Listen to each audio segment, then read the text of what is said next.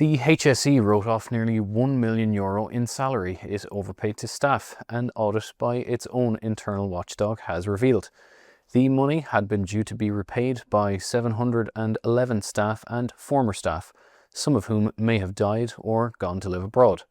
Overall, a total of €909,517 was written off as bad debt in 2022 and 2023, the investigation by the HSE's own internal audit division showed.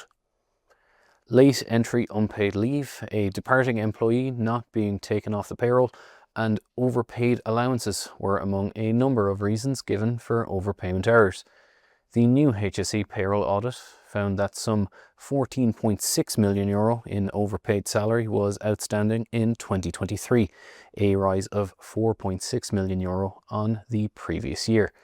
It comes just days after the row about a promised €3.6 million fund for people with disabilities, which was announced by government ministers in June before the local elections.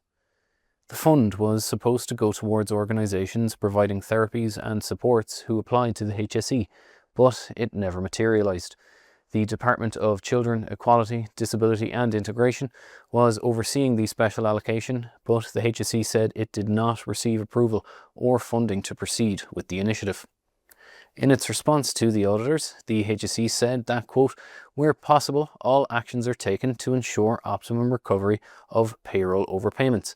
It said this is not always possible for a variety of reasons.